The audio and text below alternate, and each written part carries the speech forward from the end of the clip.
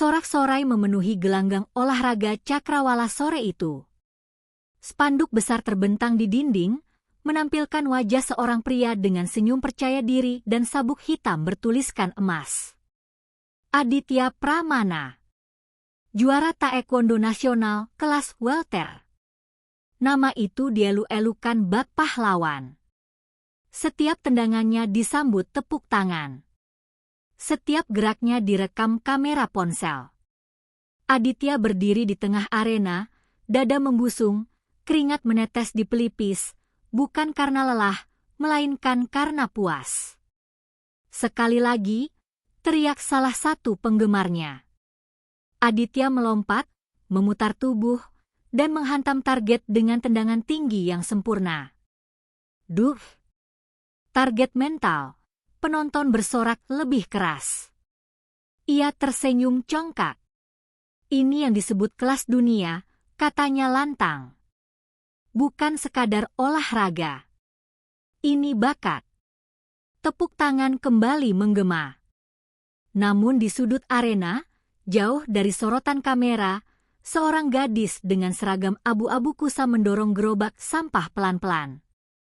Rambutnya diikat sederhana, wajahnya bersih tanpa riasan, dan tangannya dipenuhi bekas sabun pembersih lantai. Namanya Nara. Ia berhenti sejenak, menunggu latihan usai agar bisa mengepel lantai. Matanya sempat menatap arena, bukan dengan kagum, melainkan dengan tatapan datar yang sulit dibaca. Gerakannya tenang. Posturnya tegap. Itu yang membuat Aditya memperhatikannya. "Hei," panggil Aditya sambil melepaskan pelindung tangannya. "Kamu." Semua mata beralih ke Nara. Nara menoleh perlahan. "Saya, Mas?" Aditya menyeringai. "Kamu lihat aku latihan dari tadi?" "Iya," jawab Nara singkat. "Menurutmu bagaimana?" tanya Aditya, jelas mencari pujian. Nara terdiam sesaat. Lalu berkata jujur, tanpa nada menantang, "Kuat. Tapi terlalu banyak pamer." Hening.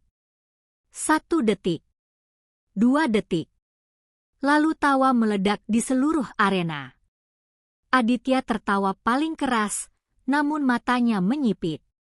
Ada sesuatu dalam jawaban itu yang mengusiknya.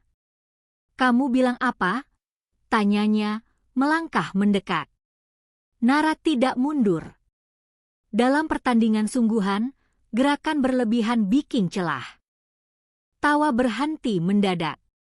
Beberapa atlet saling pandang. Pelatih mengerutkan kening. Aditya tertawa kecil, tapi kali ini tanpa humor. "Kamu tahu kamu bicara dengan siapa?" katanya dingin. Nara mengangguk pelan. "Juara taekwondo." "Dan kamu?" Aditya menunjuk seragamnya. "Cuma tukang bersih-bersih." Beberapa orang tertawa lagi. Lebih keras. Lebih kejam. Nara menggenggam gagang pel, lalu melepasnya perlahan. Ia menatap Aditya lurus-lurus. "Semua orang punya lantai yang harus dibersihkan," katanya tenang. "Termasuk orang sombong." Suasana langsung tegang. Aditya tersenyum miring. Egonya tertusuk. "Begini saja," katanya lantang agar semua mendengar. "Kalau kamu merasa jago, aku tantang kamu sparring." Desah kaget terdengar. "Mas, itu bercanda kan?" kata seseorang. Aditya menggeleng. "Serius. Biar semua tahu tempatnya masing-masing." Nara menatap arena. Lalu menatap Aditya. "Kapan?" tanyanya. Aditya terkekeh. "Seminggu. Supaya kamu bisa pamit sama sapu dan pelmu." Sorakan dan tawa kembali pecah. Nara mengangguk sekali. "Baik," katanya pelan. "Seminggu." Ia lalu kembali mendorong gerobaknya, meninggalkan arena tanpa menoleh sedikit pun. Tak ada yang tahu bahwa langkah pelan itu bukan langkah orang kalah. Dan tak seorang pun menyangka. Seminggu kemudian, juara yang dielu-elukan itu akan berlutut di atas matras.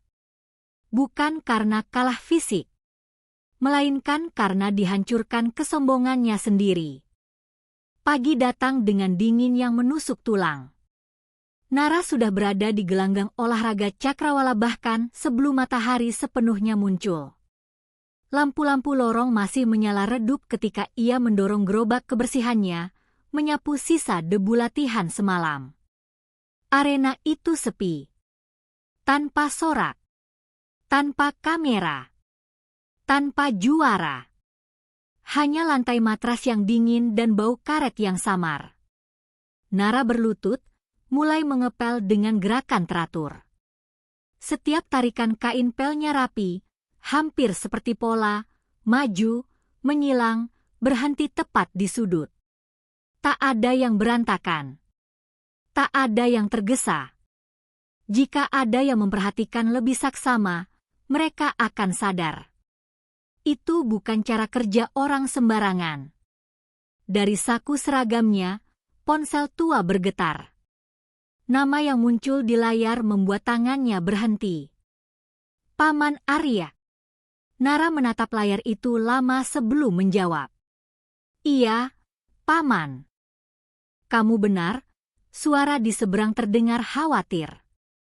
Katanya kamu ditantang juara nasional. Kabar memang cepat menyebar. Video kemarin telah beredar kemana-mana, dibumbui komentar kejam dan tawa tanpa empati. Cuma sparring, jawab Nara datar. Cuma. Paman Arya menghela napas panjang. Kamu tahu apa artinya itu bagi kamu? Nara menutup mata sebentar. Aku tahu. Kalau kamu turun lagi ke arena, luka lama itu bisa terbuka. Nara menatap pantulan wajahnya di lantai yang mengilap. Wajah biasa. Tak ada yang istimewa. Tapi di balik matanya, tersimpan sesuatu yang tak pernah benar-benar padam. Aku tidak turun untuk menang, katanya pelan. Aku turun supaya dihentikan. Hening di seberang. Apa kamu sudah kembali latihan? Tanya Paman Arya akhirnya. Nara tidak langsung menjawab. Ia berdiri, menatap sudut arena yang gelap. Di sana, tergantung sebuah pintu besi kecil menuju ruang lama yang tak lagi dipakai. Iya, katanya akhirnya. Hari ini. Paman Arya terdiam lama, lalu berkata lirih, dojo lama itu masih berdiri. Nara tersenyum kecil. Selama lantainya masih bisa kupijak. Telepon terputus. Sore harinya, Nara pulang ke rumah kontrakan kecil di pinggir kota. Dindingnya tipis, atapnya bocor di satu sudut. Ia meletakkan sapu, mengganti seragam, lalu membuka lemari kayu yang sudah retak. Di dalamnya, terlipat rapi sebuah dobok taekwondo putih. Tak lagi putih sebenarnya. Warnanya menguning oleh waktu. Dengan hati-hati, Nara mengeluarkannya. Di bagian dada, masih terjahit nama yang hampir pudar. Nara S, Tim Nasional. Tangannya bergetar sesaat. Kilasan ingatan menyeruak. Sorak penonton, bendera berkibar, pelatih yang tersenyum bangga. Lalu semuanya runtuh. Ia melipat kembali dobok itu, menyimpannya lebih dalam, seolah takut kenangan itu melompat keluar. Malam tiba. Nara berjalan ke ujung kota, menuju sebuah bangunan tua yang nyaris terlupakan. Catnya mengelupas, pintunya berderit. Di papan kayu depan, tulisan pudar masih terbaca. Dojo Garuda Senja. Ia mendorong pintu. Debu beterbangan. Bau kayu tua dan keringat lama menyambutnya. Di tengah ruangan, sebuah cermin retak memantulkan bayangannya. Nara berdiri di depan cermin itu.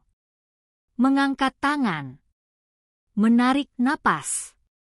Lalu, dor. Tendangan pertama menghantam udara. Cepat. Epat. Tanpa ragu. 1 tendangan. 2. 3. Keringat mulai mengalir. Napasnya teratur. Gerakannya bukan gerakan orang yang baru belajar, melainkan orang yang hanya lama berhenti. Di sudut ruangan, sebuah foto lama tergantung miring. Seorang gadis muda berdiri di podium juara, mengenakan dobok putih, medali emas menggantung di lehernya. Gadis itu tersenyum cerah. Itu Nara. Dan senyum itu sudah lama hilang. Ia berhenti berlatih, menatap pantulan dirinya sendiri. Aku tidak kembali untuk dunia, bisiknya. Aku kembali untuk diriku. Di luar dojo, malam semakin pekat. Dan di sisi lain kota, seorang juara nasional mulai gelisah. Tanpa tahu bahwa lawan yang ia remehkan sedang mengingat kembali siapa dirinya yang sesungguhnya. Video itu menyebar lebih cepat daripada yang dibayangkan siapapun. Awalnya hanya potongan singkat, seorang juara taekwondo nasional menantang seorang gadis pekerja kebersihan di tengah arena. Namun dalam hitungan jam, video itu dipotong, ditambahi musik, teks mengejek, dan judul sensasional. Juara nasional versus tukang bersih-bersih.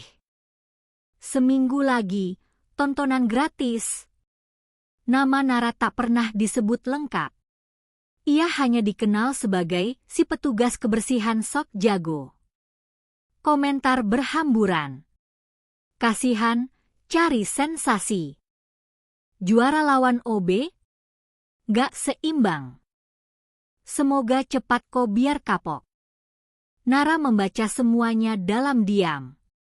Di sudut kamar kontrakannya, ia duduk bersila di lantai, ponsel di tangan, layar penuh ejekan.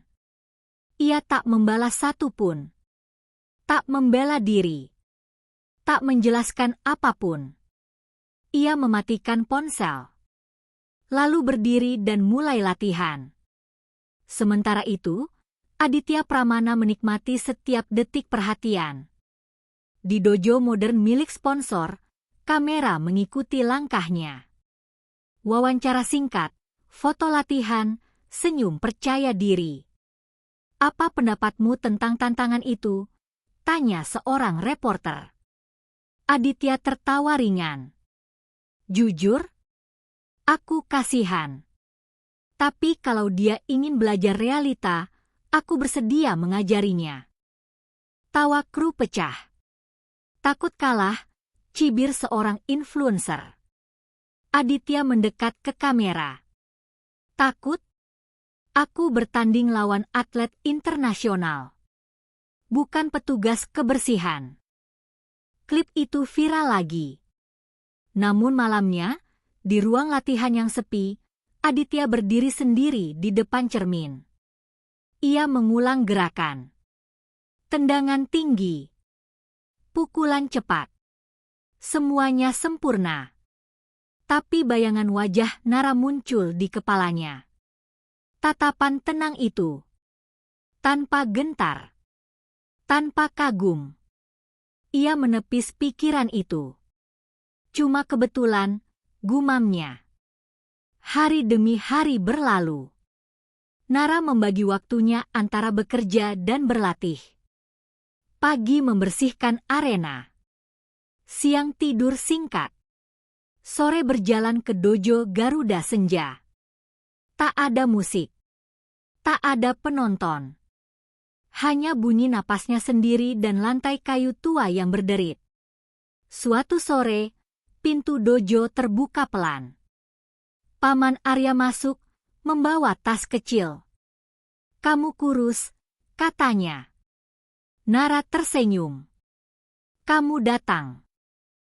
Paman Arya mengeluarkan pelindung kaki lama, warnanya pudar tapi terawat. Ini milikmu. Kamu meninggalkannya. Nara menerima pelindung itu seperti menerima bagian dirinya yang hilang. Aku tidak tahu kamu masih menyimpannya. Aku tidak pernah berhenti percaya kamu akan kembali, jawab Paman Arya pelan. Latihan hari itu lebih keras. Pukulan Nara cepat, akurat.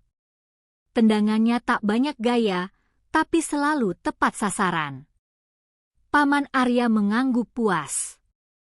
Kamu tidak berubah. Nara menggeleng. Aku berubah. Aku jadi lebih tenang. 1 hari sebelum pertandingan. Gelanggang olahraga Cakrawala penuh spanduk dan poster. Penonton mulai berdatangan bahkan sebelum pintu dibuka. Di ruang ganti khusus atlet, Aditya duduk sambil mengikat pelindung tangannya. Pelatihnya menepuk bahunya. Jangan main-main. Akhiri cepat. Aditya mengangguk. Namun jantungnya berdetak lebih cepat dari biasanya. Di lorong lain, Nara duduk sendiri di bangku panjang. Ia mengenakan jaket sederhana, tas kecil di sampingnya. Tak ada wartawan. Tak ada pelatih terkenal. Hanya Paman Arya yang berdiri di kejauhan. Nara menarik napas panjang. Ia membuka tasnya. Di dalamnya, terlipat dobok putih yang telah ia setrika rapi. Ia mengeluarkannya perlahan. Bukan untuk pamer. Bukan untuk pembuktian, melainkan sebagai pengingat. Saat ia berdiri, mengenakan dobok itu, langkahnya ringan. Dan untuk pertama kalinya sejak video itu viral, keraguan berpindah sisi. Di luar, sorakan semakin keras. Pertandingan akan dimulai. Dan semua orang yakin mereka tahu siapa yang akan menang. Mereka salah. Hujan turun sejak sore, membasahi jalan menuju dojo Garuda Senja. Bangunan tua itu berdiri sunyi, seolah menunggu seseorang yang lama menghilang. Nara melangkah masuk. Pintu kayu berderit pelan, seperti suara napas panjang yang dilepaskan setelah bertahun-tahun ditahan. Lampu redup menyala. Bayangan-bayangan masa lalu menari di dinding. Di tengah ruangan, Nara berdiri diam. Ia menutup mata. Dan kenangan itu datang tanpa permisi. Dulu, dojo ini tak pernah sepi. Teriakan semangat. Bau keringat. Dentuman kaki menghantam matras. Nara muda berlatih paling keras. Paling disiplin. Paling lapar akan kemenangan. Medali demi medali ia raih, hingga namanya masuk tim nasional. Namun suatu malam, semua berubah. Ia dipanggil ke ruang pelatih. Maaf, Nara, kata pelatih dengan wajah kaku. Kamu dicoret. Kenapa? Suara Nara gemetar. Keputusan federasi. Belakangan ia tahu kebenarannya. Posisinya dijual. Digantikan atlet titipan sponsor. Saat ia mencoba melawan, karirnya dihancurkan dengan rumor dan fitnah. Nara membuka mata. Tangannya mengepal. Aku tidak pernah kalah di matras, bisiknya. Aku kalah di luar. Paman Arya berdiri di belakangnya. Ia sudah lama datang tanpa Nara sadari. Dunia olahraga tidak selalu adil, katanya lirih. Nara menoleh. Tapi aku masih berdiri. Paman Arya tersenyum tipis. Itu yang membuat mereka salah. Latihan malam itu terasa berbeda. Bukan lagi latihan untuk fisik, melainkan untuk keberanian. Paman Arya menyerang tanpa aba-aba. Nara menangkis, berputar, menjatuhkan.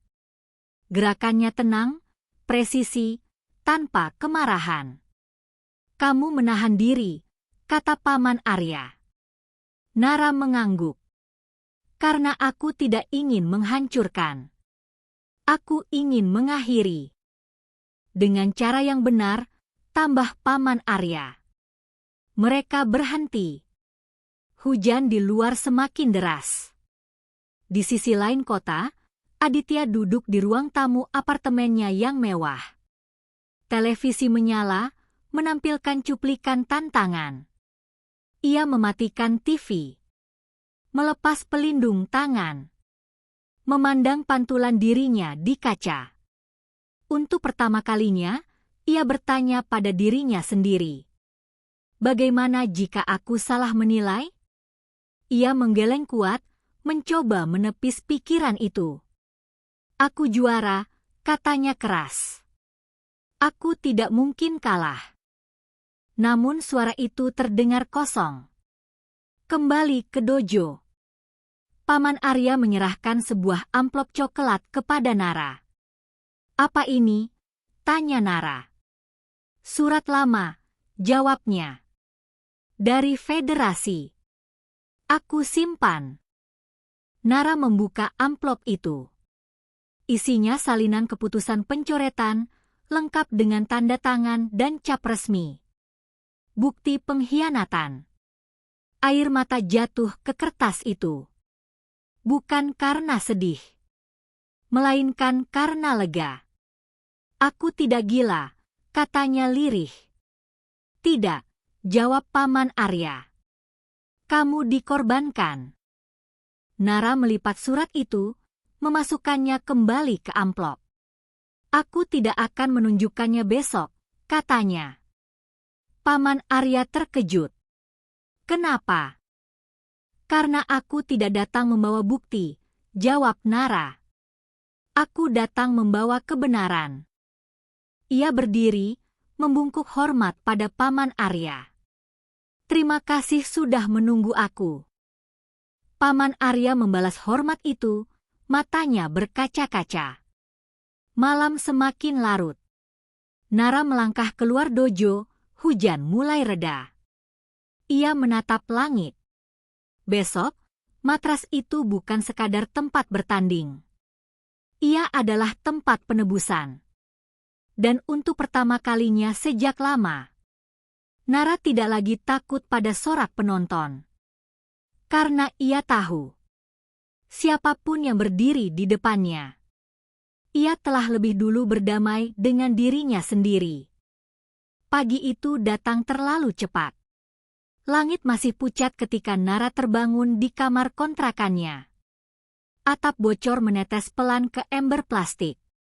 Suara tetesan itu berirama, seperti hitungan waktu menuju sesuatu yang tak bisa dihindari. Ia duduk di tepi kasur, memejamkan mata. Mimpi semalam kembali menyelinap. Podium juara, lampu terang, lalu wajah-wajah yang berpaling ketika ia jatuh.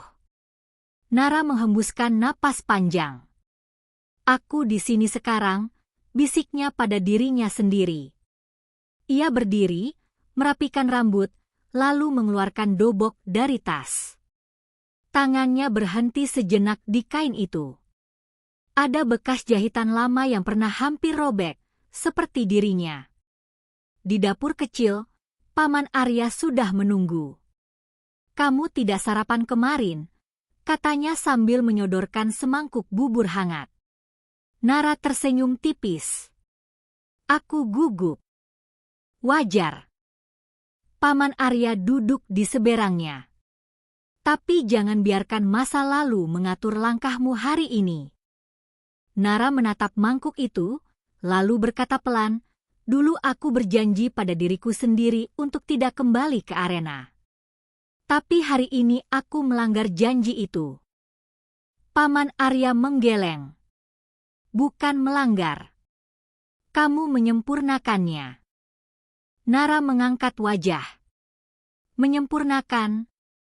Kamu pergi karena terluka.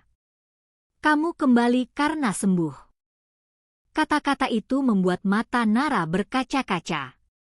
Sementara itu, di hotel tempat atlet menginap, Aditya bersiap dengan timnya. Pelatih mengulang strategi. Serang cepat. Jangan beri ruang. Aditya mengangguk, tapi pikirannya melayang.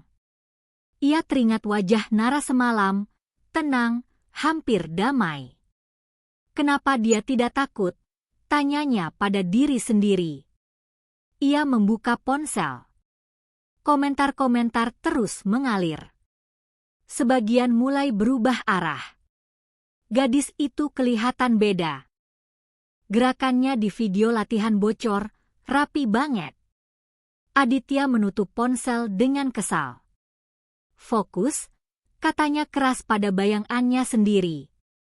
Siang menjelang. Gelanggang olahraga cakrawala penuh sesak. Sorak, teriakan, dan lampu kamera menyilaukan. Di lorong atlet, Nara berdiri sendirian. Ia mengenakan dobok putih, sabuk hitam terikat rapi di pinggang, sabuk yang dulu ia lepas dengan air mata, kini ia kenakan dengan senyum kecil. Paman Arya mendekat. Ingat, katanya, kamu tidak harus membuktikan apapun. Nara mengangguk. Aku hanya akan menjadi diriku. Di sisi lain lorong, Aditya melangkah dengan percaya diri. Sorakan menyambut namanya. Ia melambai singkat. Namun ketika matanya bertemu Nara dari kejauhan, langkahnya melambat. Ada sesuatu yang berbeda. Bukan ketakutan, melainkan ketenangan yang tak bisa ia sentuh. Wasit memanggil keduanya ke tengah arena. Lampu sorot menyilaukan. Kamera mendekat. Penonton menahan napas. Nara dan Aditya berdiri berhadapan. Siap? Tanya wasit. Nara mengangguk. Aditya mengangguk, menelan ludah. Peluit berbunyi. Dan untuk sesaat, dunia berhenti bergerak. Peluit kedua berbunyi. Aditya bergerak lebih dulu, cepat, agresif, penuh keyakinan. Tendangan awalnya meluncur seperti yang selalu ia lakukan di setiap pertandingan. Tinggi, kuat, dan mencolok. Penonton bersorak. Namun Nara tidak mundur. Ia bergeser setengah langkah. Tubuhnya miring. Tendangan itu hanya menyapu udara. Belum sempat Aditya menarik kembali kakinya, Nara sudah berada di jarak yang berbeda, lebih dekat, lebih berbahaya. Duh! Satu serangan balasan mendarat bersih di pelindung tubuh Aditya. Poin pertama. Sorakan penonton terhenti sekejap, lalu berubah menjadi gumaman bingung. Tenang, gumam Aditya pada dirinya sendiri. Kebetulan. Ia menyerang lagi. Kali ini bertubi-tubi, memaksa Nara ke sudut matras. Namun setiap serangan terasa kosong. Nara tidak terburu-buru. Ia membaca ritme, menunggu celah. Gerakannya sederhana, nyaris tanpa gaya. Seolah ia tahu kemana arah serangan itu bahkan sebelum diluncurkan. Pukulan Aditya meleset. Duh! Balasan kedua. Wasit mengangkat tangan. Poin lagi untuk Nara. Pelatih Aditya berdiri dari kursinya. Jangan terpancing. Ubah pola. Keringat mulai mengalir di pelipis Aditya. Napasnya sedikit lebih berat. Kenapa dia selalu selangkah lebih dulu? Di bangku penonton, bisik-bisik mulai terdengar. Itu bukan gerakan amatir. Dia seperti atlet profesional. Siapa sebenarnya gadis itu? Paman Arya mengepalkan tangan, menahan emosi. Ia tahu, Nara belum mengeluarkan setengah kemampuannya. Aditya mengencangkan rahangnya. Ia melancarkan tendangan putar andalannya, jurus yang sering membuat lawan Ko. Tubuhnya berputar cepat, penuh tenaga. Namun di detik terakhir, Nara melangkah masuk ke ruang kosong itu. Bukan mundur. Masuk. Dengan satu gerakan bersih, ia menahan, memutar bahu, dan menjatuhkan Aditya ke matras. Buk! Arena membisu. Aditya terbaring sesaat, menatap lampu sorot di atasnya. Jantungnya berdentum keras. Ini tidak sesuai rencana. Wasit menghitung. Aditya bangkit sebelum hitungan selesai, tapi matanya kehilangan kilau congkak itu. Ia menatap Nara. Untuk pertama kalinya. Bukan sebagai bahan ejekan, melainkan sebagai ancaman nyata. Di sela ronde, pelatih Aditya berbisik keras. Siapapun dia bukan OB biasa. Fokus atau kamu habis. Aditya mengangguk, napasnya tersengal. Di sudut lain, Paman Arya hanya berkata satu kalimat pada Nara, "Sekarang kamu terlihat." Nara mengangguk kecil. Ronde dilanjutkan. Aditya mencoba bermain aman. Lebih bertahan. Lebih hati-hati. Namun justru di sanalah Nara unggul. Ia memotong ruang. Menekan tanpa kasar. Membuat Aditya bergerak ke arah yang ia inginkan. Setiap poin Nara raih bukan dengan kekuatan, melainkan kendali. Dan sedikit demi sedikit, sesuatu runtuh di dalam diri Aditya. Bukan tulangnya. Bukan ototnya. Melainkan keyakinan bahwa ia selalu lebih tinggi dari siapapun yang berdiri di depannya. Ketika peluit ronde berbunyi, papan skor menyala. Nara unggul. Tak telak. Tapi jelas. Penonton berdiri. Bukan lagi tertawa, melainkan terkejut. Aditya berdiri terdiam, menatap skor itu lama. Tangannya gemetar. Bukan karena lelah, melainkan karena sadar. Arogansi yang ia banggakan selama ini retak di hadapan seorang gadis yang tak pernah ia anggap setara. Peluit ronde terakhir berbunyi. Tak ada lagi tawa. Tak ada lagi ejekan. Gelanggang olahraga cakrawala tenggelam dalam keheningan yang ganjil, hening yang hanya bisa lahir ketika penonton menyadari mereka sedang menyaksikan sesuatu yang tak mereka duga. Aditya berdiri dengan napas berat. Keringat menetes dari dagunya ke matras. Di hadapannya, Nara berdiri tegak, tenang, seolah ronde sebelumnya hanyalah pemanasan. "Aku tidak akan kalah," gumam Aditya pelan. Bukan untuk Nara, untuk dirinya sendiri. Ia menyerang lebih dulu. Kali ini bukan dengan teknik indah, melainkan dorongan putus asa. Pukulan dan tendangan datang bertubi-tubi, berusaha menekan Nara ke sudut. Namun Nara tidak melawan dengan keras. Ia mengalir. Setiap langkah Aditya justru membawanya ke posisi yang lebih buruk. Setiap serangan berakhir di ruang kosong. Setiap napas Aditya terasa semakin berat. Kenapa aku selalu terlambat? Pikirnya panik. Satu momen krusial datang ketika Aditya meluncurkan tendangan lurus terakhir. Seluruh tenaganya ia kerahkan. Nara menggeser tubuh. Satu gerakan kecil. Lalu, duh. Serangan balasan mendarat bersih, tepat, dan tenang. Aditya terhuyung. Ia mencoba bertahan, tapi keseimbangannya hilang. Kakinya menyentuh matras dengan canggung, dan tubuhnya jatuh berlutut. Buk! Suara itu pelan, tapi menggema. Wasit melangkah maju. Hitungan dimulai. Namun Aditya tidak langsung bangkit. Ia menatap lantai. Di sanalah, untuk pertama kalinya, ia benar-benar melihat. Bukan narasi pekerja kebersihan, melainkan narasi petarung sejati. Hitungan berhenti. Pertandingan usai. Beberapa detik berlalu tanpa suara. Lalu, tepuk tangan. Bukan sorakan liar. Bukan teriakan fanatik. Tepuk tangan perlahan, berat, penuh hormat. Aditya berdiri tertatih. Ia menatap Nara.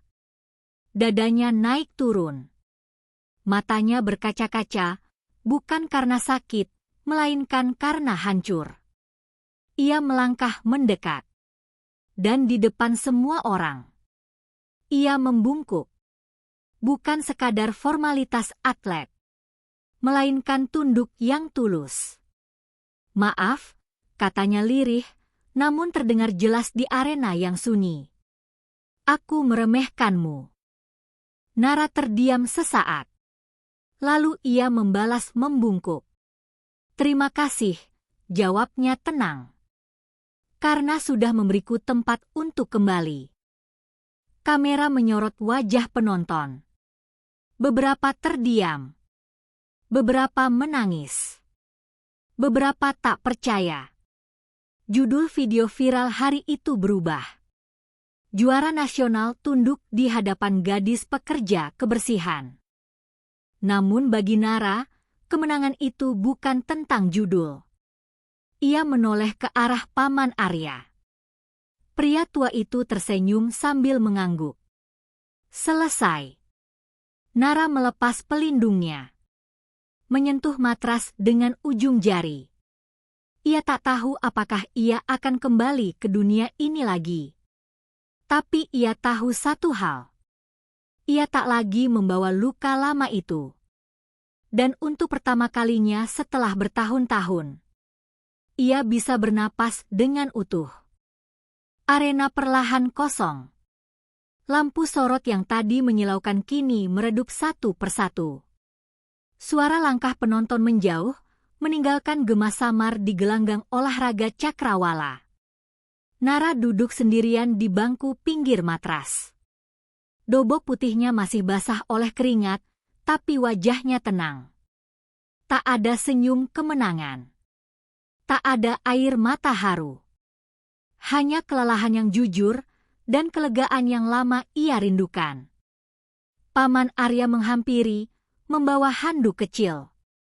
Kamu baik-baik saja? Tanyanya. Nara mengangguk. Aku tidak marah lagi. Paman Arya terdiam, lalu tersenyum. Itu kemenangan terbesar. Di ruang ganti lain, Aditya duduk dengan kepala tertunduk. Pelatihnya tidak memarahinya. Tak ada teriakan. Tak ada pembelaan. Hanya keheningan. Aku kalah bukan karena teknik, kata Aditya akhirnya. Aku kalah karena sombong.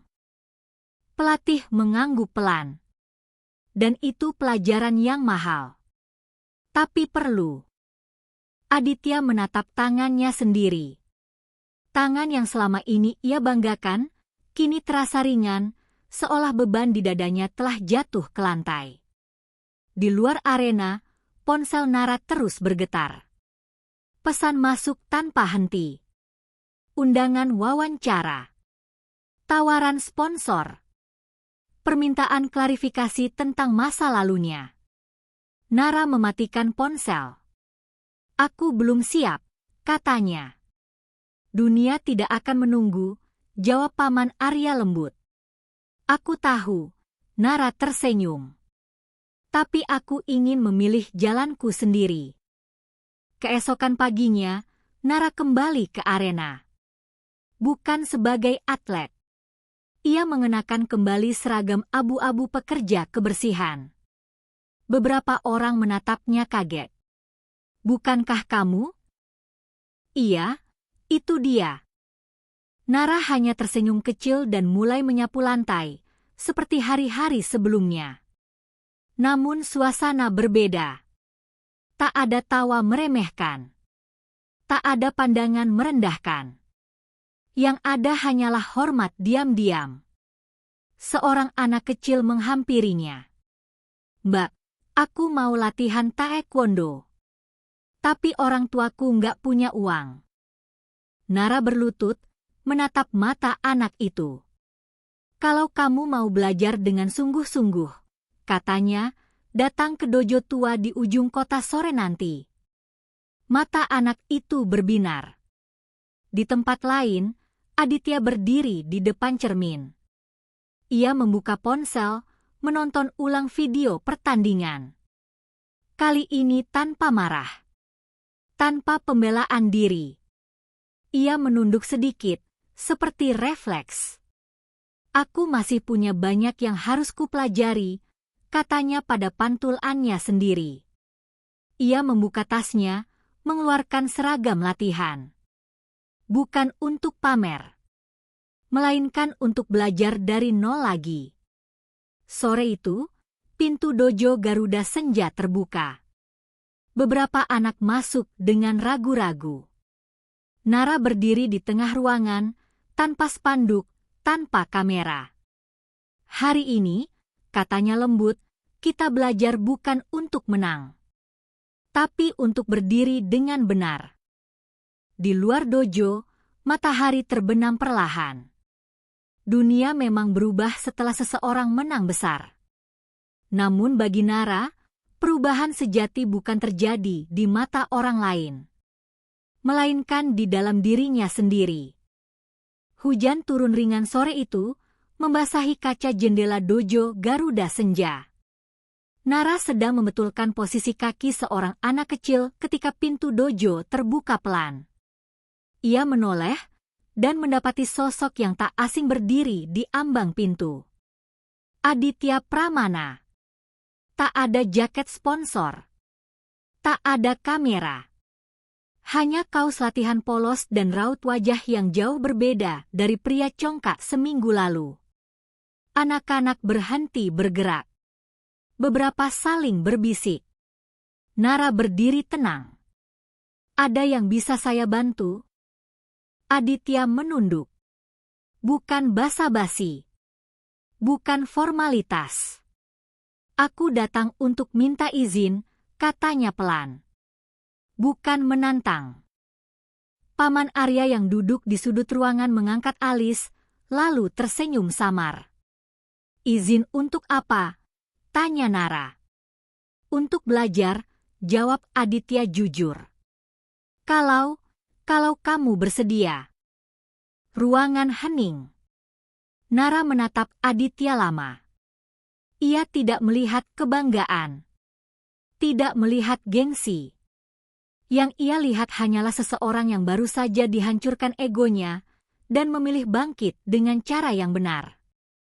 "Kamu tahu," kata Nara akhirnya, "di sini tidak ada juara." Aditya mengangguk. "Itu yang aku cari."